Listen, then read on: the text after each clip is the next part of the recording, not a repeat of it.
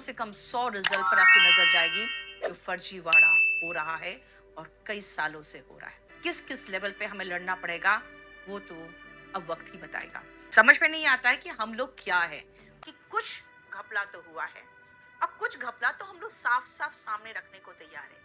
हम लोग की पूरी कोशिश है आप लोगों को न्याय दिलाने की। आपके अपने सिलेक्टेड बच्चे जो कह रहे हैं कि हम सिलेक्टेड हैं, हम नीतू मैम से पढ़े हुए हैं, और उसके बाद मैं कह दूं नहीं वो फर्जी है, तो ये भी सही नहीं होता है। लेकिन एसएससी को हम लोगों ने ट्विटर के माध्यम से पूरी कोशिश की, एसएससी सुन नहीं रही है। आज आपके क्लासेस, मेरी जो ऑनलाइन क्लास है वो खत्म करने के बाद आज हम फिर से मीटिंग करने वाले हैं, और जो भी ऑनलाइन के टीचर्स या ऑफलाइन के टीचर्स हैं, सब लोग इस चीज से बिल्कुल हम लोग बिल्कुल कंफर्म्ड है। लेकिन ना एसएससी सुनने को तैयार है, ना एसएससी हम लोग से मिलने को तैयार है।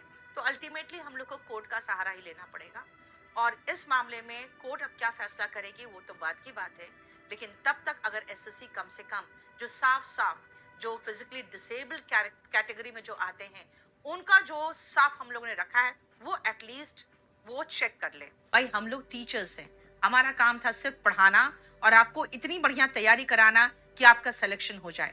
लेकिन तैयारी कराने के बाद फिर ट्विटर कैंपेन चलाना, फिर आपका साथ देना, फिर कोर्ट जाना, फिर कोर्ट में खर्च करना, तो भाई हमें नहीं समझ में आ रहा है कि हम किस किस लेवल में और क्या क्या चीज करना है हमें, और हमें कौन कौन सा रोल निभाना है सोसाइटी में, जहां पे एक सरकारी नौकरी जो एक पूरे परिवार को लोअर मिडिल क्लास से या लोअर क्लास से सीधा एलीट क्लास में पहुंचाता है, एक अच्छा भविष्य सुनिश्चित करता है, उसके लिए खैर ये अंधी और बहरी एसएससी के लिए एक निवेदन है कि कम से कम आप एटलीस्ट जो निकालते हैं नोटिफिकेशन उसको सही सही निकालिए, और कम से कम जो सीधा सीधा दिखता है उन चीजों को चेक करिए, क्योंकि अगर आप एक रिजल्ट को चेक करते हैं तो उसके सारी चीजें बढ़िया चल रही थी और टीचर्स अपना एग्जाम अच्छे से कंडक्ट करा रही थी। लेकिन इन्होंने क्या किया, दांधलेबाजी को और ज्यादा बढ़ावा देने के लिए इन्होंने एग्जाम खुद कंडक्ट कराया और एसएससी सीजीएल के अंदर इतने सारे बच्चों के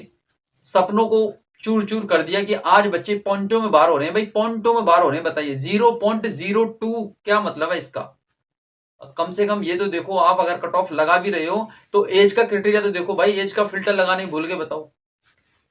जिस एज के लिए एलिजिबल ही नहीं है कैंडिडेट, उस एज के लिए आपको इतना तो देखना चाहिए कि जिस पोस्ट के लिए एलिजिबल नहीं है आप फिर भी उसमें क्वालिफाई कर रहे हो।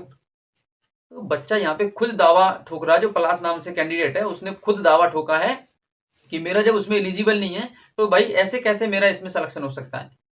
तो भाई धांधलीबाजी का पर्दाफाश बहुत तेजी से हो रहा है, आप बिल्कुल चिंता ना करो। कोर्ट केस तक बातें चल रही हैं, कोर्ट के अंदर भी पूरी तरीके से एसएससी को घसीटा जा रहा है। आपको चिंता करने की जरूरत नहीं है, बहुत जल्द आपके साथ न्याय होगा। अन्याय के खिलाफ सारी चीजें खड़ी हुई हैं, बिल्कुल अन्याय आपके साथ नहीं होगा। सारे टीचर्स एकजुट हो रहे हैं, बिल्कुल परेशान नहीं होना है, ठीक है।